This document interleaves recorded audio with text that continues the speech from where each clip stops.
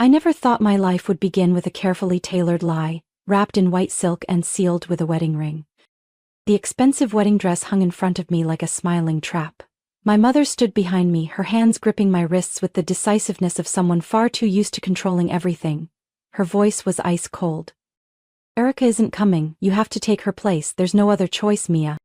I was 24, a recent interior design graduate, and I never imagined I would enter adulthood under the name of my older sister. Erica. 3 years older, always the center of attention, of every expectation and every family plan, had vanished just 3 days before the wedding to a blind man she'd never really cared about. "If this wedding falls through, we lose everything," my mother continued, her gaze cutting into me like a sharpened blade. "You owe us that." Oh. That word had been my label in this family for as long as I could remember. Oh, because I was born second. Because I wasn't Erica, because I once refused to be Dad's unpaid assistant. And now, I owed them this wedding my sister had fled from. Erica left no explanation, only a single message. "Mia, I can't live like this, I'm sorry." But I couldn't run. I was the one who stayed, who stepped in, who kept going. For the past 6 months I had been pretending to be Erica on every call with her fiancé. Elliot Warren, a successful blind entrepreneur who lost his sight in an accident 3 years ago but remained a powerhouse in the medical tech industry. A man I'd never met. Yet I knew his morning habits, the tone of his voice when he was tired, and even how he breathed when the silence stretched. It all started with a temporary favor. Erica didn't like speaking with blind people. "It throws me off," she told me. My mother just looked at me and said, "Your voice sounds like hers, just help your sister out." Day by day I was pulled deeper into the role. I learned to adjust my pitch, to laugh like Erica, to reread her emails so I could reply the way she would. I even wore her perfume. Elliot never suspected a thing. Each call became a quiet performance, and I was the only one who knew both parts. And today I stood before the mirror in the Gracefield Church dressing room, the place where the wedding would be live-streamed on Elliot's family company's social platform. My mother closed the door behind her. I heard the soft rustle of the pressed gown, the scent of luxury perfume clinging to every fold.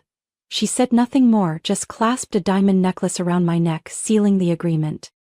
"All you have to do is walk down the aisle, sign the papers, be his wife for a few months. After that, disappear if you want," she said, like giving stage directions for a minor role.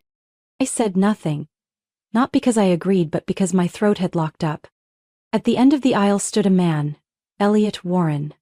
Black tailored suit, steady posture. His eyes gently closed, face serene, as if listening to the heartbeat of a world I had never entered. I swallowed hard and walked toward him. Each step felt like falling into a bottomless void, where the only light was the fragile hope that, maybe, he would never truly see me, and I would never have to be seen. But deep inside my chest, a small, very small voice whispered the scariest question. If he knew I wasn't Erica, would he forgive me? Thunderous applause filled the chapel as I said, "I do." Under the soaring dome of Gracefield Church, light from the crystal chandeliers broke into thousands of reflections, casting back an image of me, a bride. No one asked if she agreed. Elliot still stood there, his hand gently holding mine. Not tightly, but enough for me to know he sensed something. Maybe the scent. Maybe the quickened pulse. Maybe the breath I couldn't steady. He couldn't see me, but there was something in his silence that made me feel like he was seeing me with something beyond sight. The reception afterward was a symphony of wine, toasts, and perfectly posed smiles. My mother floated through the crowd as if she had just secured a political victory. I sat beside Elliot at the long, satin-draped table, carefully picking at my food like it was part of an exam. Elliot didn't speak much, but the tilt of his head, the stillness in his posture, I could tell he was listening. Every clink of silverware, every breath I tried to regulate, he noticed. After the party, I followed him into a sleek black limousine, leaving the city behind for the Warren estate near Lake Magnolia. I'd seen pictures, sloped wooden roof, stone path, towering pines. But tonight, they were all just blurry shapes outside the window, as I sat beside a man who was now my husband, yet still a stranger. "You're trembling," Elliot said suddenly, not opening his eyes, his voice low and steady. I flinched, forced a laugh masking everything behind a rehearsed line. Just a little tired. No, he replied calmly. Your voice is different, softer, and a bit slower than usual. I turned to the window, gripping the fabric of my dress tightly. Scenarios ran through my mind. Deny it? Laugh it off? Distract him? Maybe it's just the big day, I whispered. Elliot didn't respond right away, but I heard him inhale, deep and slow, like someone catching a scent that didn't belong. You're not wearing your usual perfume. I turned to look at him. His eyes remained shut, but every word pierced through the disguise I had so carefully built. I forgot, I murmured. Silence settled again. The car glided down the empty road, tires soft against the pavement, and the faint sound of metal clinking as I nervously fiddled with the new ring on my finger. I never imagined that someone who couldn't see could make me feel so seen.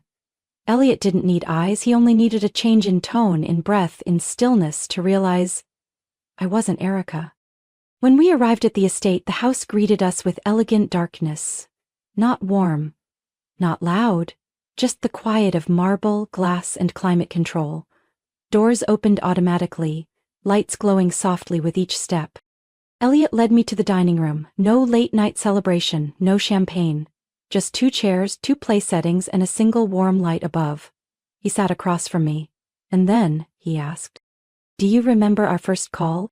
I clenched my hands under the table. Erica told me she handed off the pointless calls after a few weeks. I didn't know which one was the first.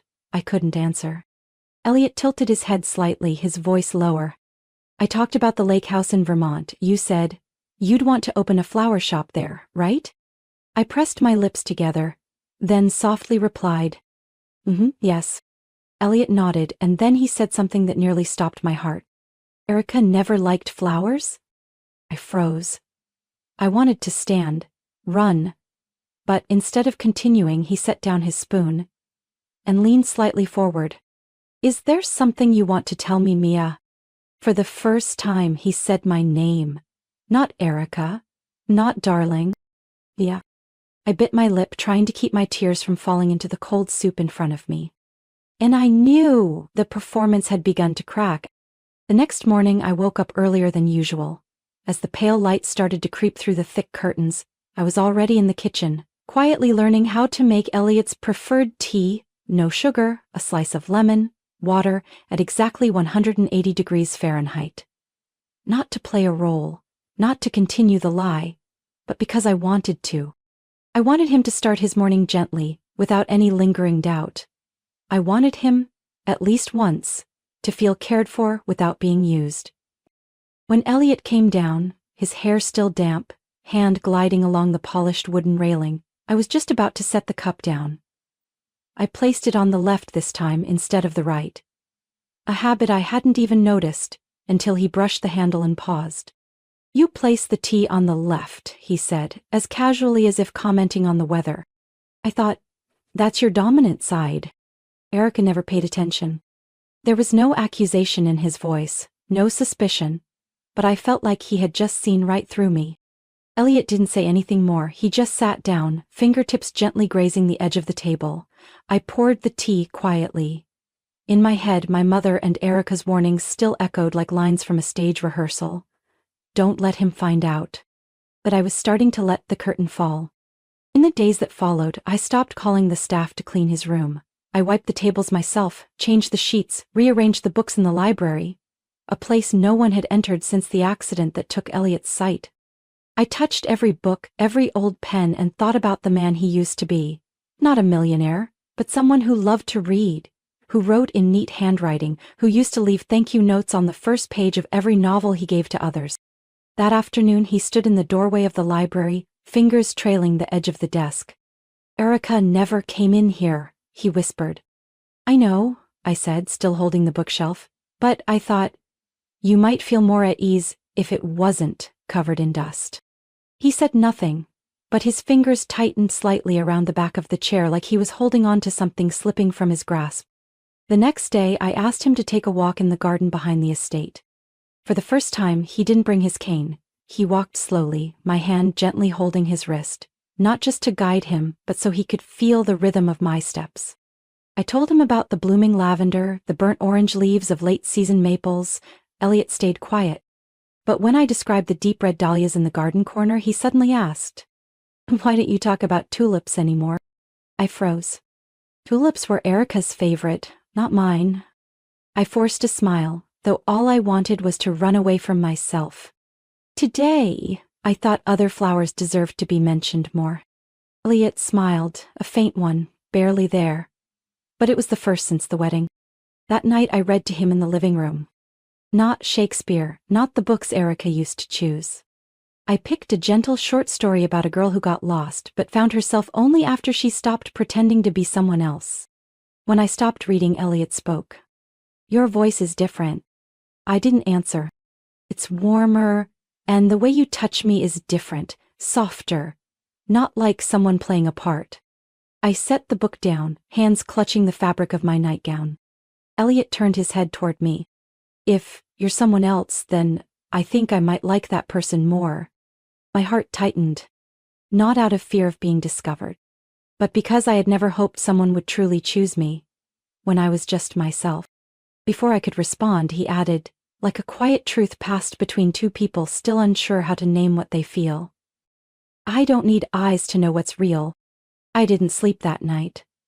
I sat by the window, watching the garden lights reflect on the lake's surface. I had entered this marriage playing a role, but every touch, every breath I gave him now, wasn't acting anymore.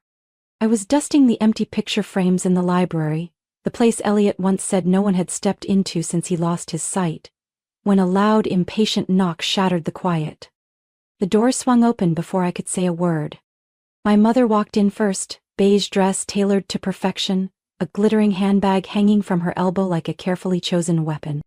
Erica followed, golden curls curled to perfection, heels clicking confidently on the hardwood floor, like this house had always belonged to her. "We need to talk," my mother said, eyes scanning the room as if measuring how far I had interfered. I set the cloth down and turned to face them. I thought everything was already clear. Erica laughed, the sarcasm unhidden. "Clear? Mia, do you think you're living in some kind of romance novel? Your role was to fill in, not to take over." I said nothing. Not because I didn't know what to say, but because I already knew the script they were about to deliver. It was the same one I'd heard all my life. My mother stepped closer, standing right beside me, her voice low and sharp like a blade. "Do you even know he's about to open company shares to the State Medical Alliance? You think strolling with him in the garden and reading him stories is enough to keep your place?" Erica crossed her arms, circling the library like she was surveying damage. "You've gone too far. The staff has started calling you Mrs. Warren." "Because on paper, I am the one who signed the marriage license," I replied, eyes locked on hers. She laughed like I had just told her a fairy tale. "Legal doesn't mean legitimate. He's mine. You know that." I clenched my fists.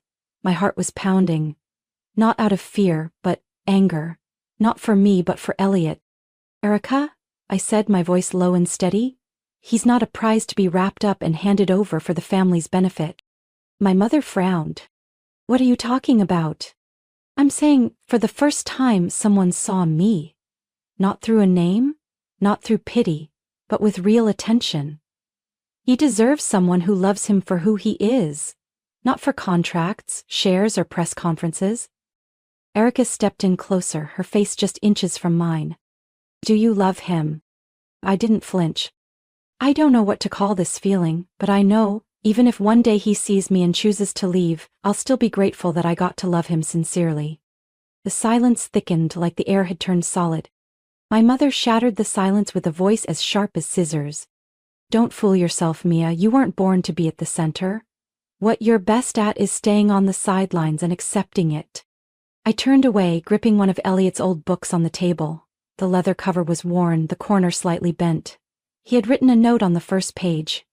"Every road has a turn. What matters is, who's holding your hand when it does." I turned back around, my gaze no longer uncertain.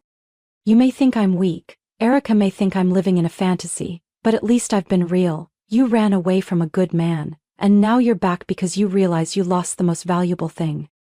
I paused, then added, You didn't come back for him, you came back for the title.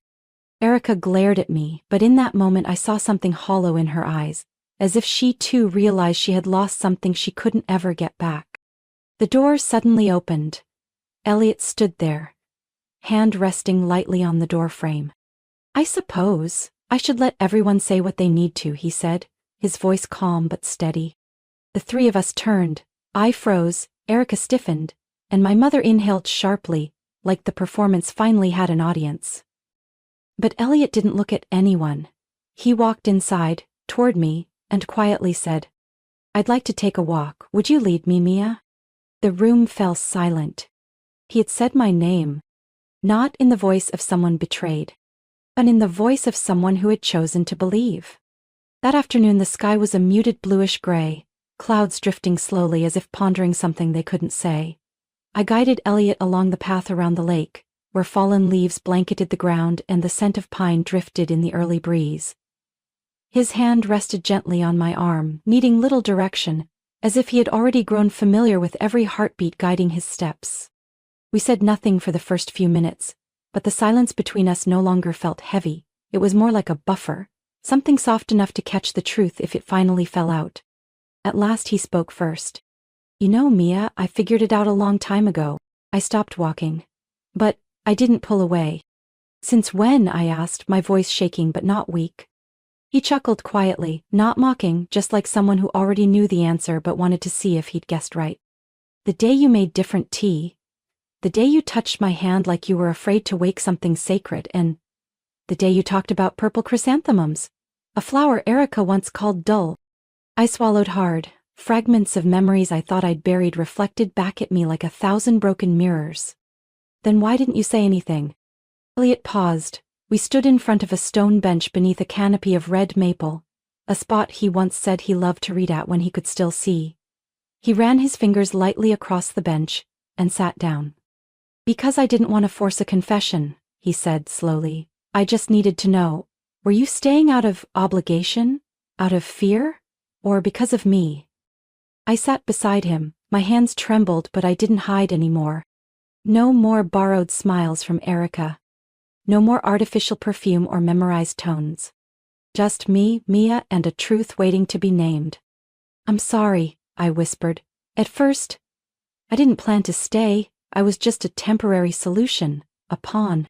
I stared straight at the lake, still and glassy.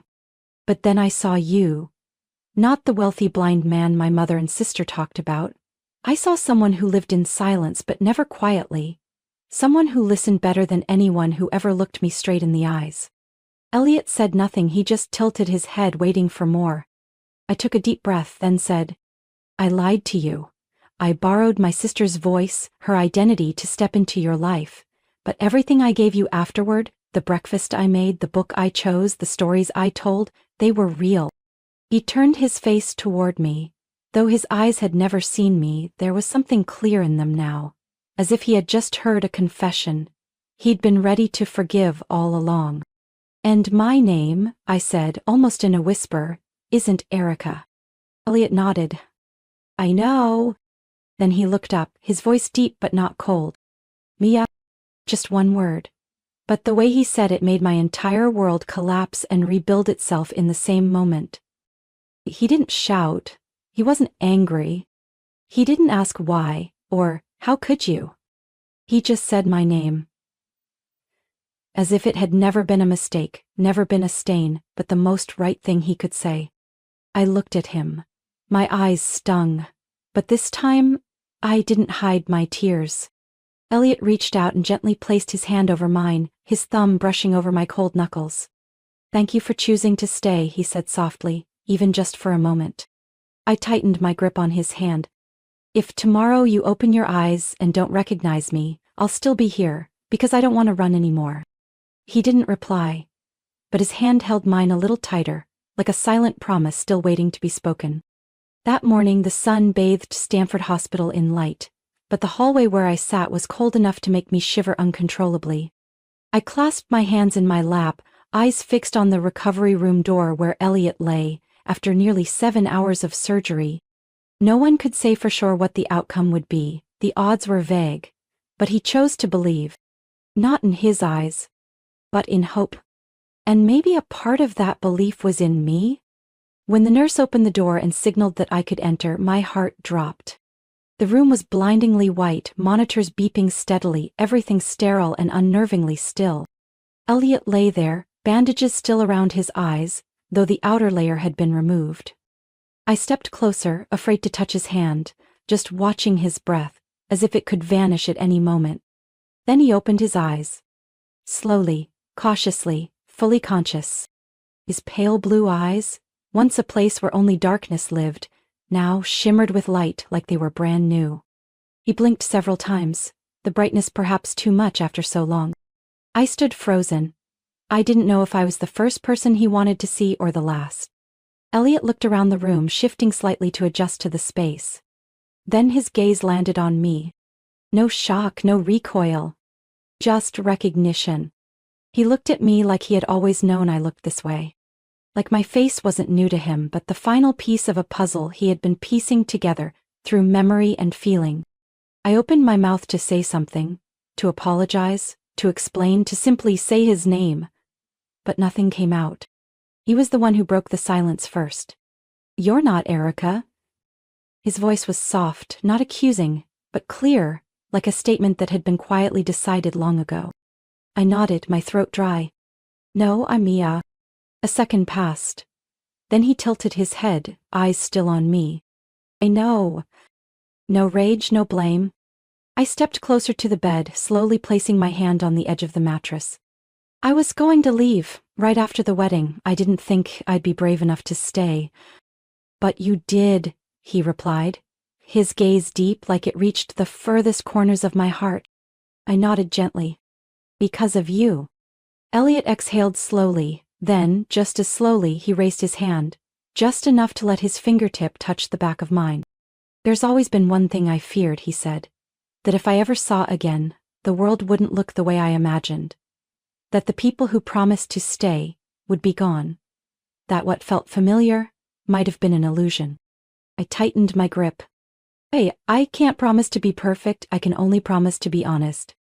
Elliot looked at me for a long time, as if reading the words I hadn't spoken, the spaces between each quiet sentence. Then he said, "If tomorrow morning when I wake up you're still here, then stay. Not because I need you, but because I want to start over. With you." My heart skipped a beat. "Not if you apologize. Not if you prove something. Just if you choose to stay." I sat down in the chair beside his bed, took his hand. I didn't cry. I didn't smile. But my eyes reflected the sunlight pouring in through the window, and something new settled gently in my chest. No longer fear, but quiet courage. I whispered, "Then tomorrow morning I'll be the first thing you see." He smiled, just a little, but it was the first smile I saw, not through his voice, but with his eyes. 1 year later, on a misty April morning, I opened the door to our cabin near the edge of the pine forest on the outskirts of Ashland, Oregon. No bright lights, no grand wedding, no more pretending, just me, Mia, living a life without disguise. Our home sat beside a small lake, surrounded by red maples and tall pines, where forest birds came to sing every morning. But what made the place special wasn't the scenery. It was the people. We called it Horizon Center, a space for those newly blind. Elliot chose the name. He said, "Even if we can't see the horizon clearly, everyone deserves to move toward their own light." I was in charge of orientation sessions, helping students navigate using spatial awareness, sound, and memory. Each day I taught them how to walk the trails by sensing wind shifts, footstep echoes, and vibrations in the earth beneath their feet. Some came in trembling, eyes still adjusting to the dark, but after just a few weeks they could make it to the lakeshore on their own. As for Elliot, he was something no curriculum could define. After the successful surgery, he didn't return to high-end conferences or corporate boardrooms. He chose to teach music here, every Tuesday and Friday morning. His class had no chalkboards or lesson plans, just a piano at the center of the room, a few wooden chairs around it, and the sound of students laughing as Elliot led them into music through stories and play. I often stood outside the window, watching him place his hands on the keys like he was retelling a gentle memory. Some days he wouldn't teach at all. He'd just talk with the students about how sound had changed the way they experienced life, and somehow, that meant more than any note. Each evening, after all the sessions were done, we sat on the porch, drinking tea, listening to the wind rustling through the trees. Sometimes we didn't say anything at all, but our silence no longer needed filling. It brought peace. One evening I asked him, "Do you ever regret giving everything up?" He didn't answer right away, just looked out at the lake, his eyes quiet like water without ripples. "No, because I used to live in so much noise and still never heard the one thing that mattered most."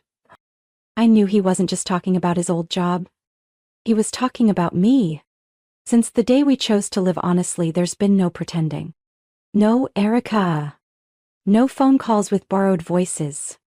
Just me, the woman who stepped into his life through a lie, but stayed with her whole heart. Occasionally, visitors came to Horizon Center out of curiosity, wanting to meet the blind millionaire who married the wrong woman and found true love. Elliot would just smile and invite them to try a class. No one ever left seeing things the same way. I remember one time a 12-year-old boy named Liam, who had just lost his sight in an accident, asked Elliot, "Aren't you scared, waking up and seeing someone who didn't look like how you imagined?" Elliot smiled. He placed a hand on the boy's shoulder, then turned to me.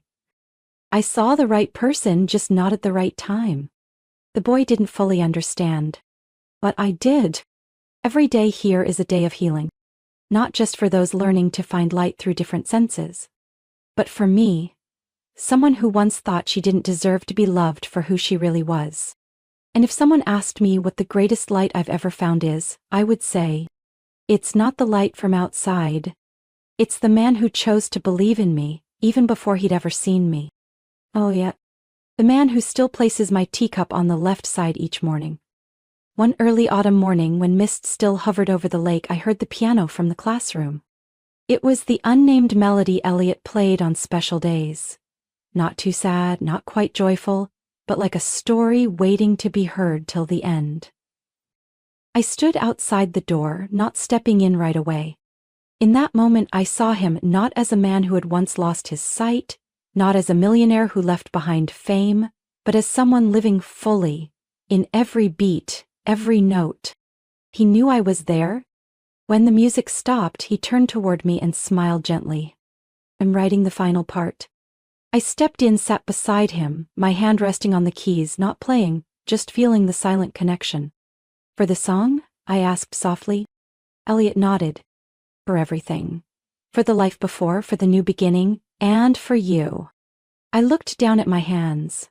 The ones that used to shake from fear of being found out, of not being loved for who I truly was. Now they no longer trembled. They had learned to hold on, not by force, but by choice. We kept writing that melody together. Not with ink and paper, but by how we lived. Every class we taught. Every step we helped someone take past fear. Every evening on the porch, just listening to each other breathe. Sometimes I still think of Erica. She left again, this time for herself. And I don't blame her anymore. We all have our paths. Maybe she's finding her way back to herself too. As for me, I don't need to be extraordinary. I don't need to become someone else to be loved. All I needed was one person. Someone like Elliot, to see me without ever opening his eyes. To choose me even knowing I had once been a lie. And to love me like it was the only truth in a world full of doubt. And that's how we live? Not perfectly, but truly, by the lake beneath that simple wooden roof. We've built a love that doesn't need to shout, but strong enough to silence every voice that once made me doubt my worth. Mia and Elliot's story isn't just about love overcoming deception. It's proof of how honesty heals. In a world where appearances often fool the heart, they chose to believe in what can't be seen. Forgiveness. The courage to be real. The desire to be loved for exactly who you are. That's how they created a new life. Simple yet profound. Because sometimes the truest light doesn't come through the eyes, but from a heart that knows when it's found the right person. What do you think about Mia's choice and Erica's ending? Can love truly heal all wounds? Share your thoughts in the comments, and don't forget to follow the channel for more moving family stories.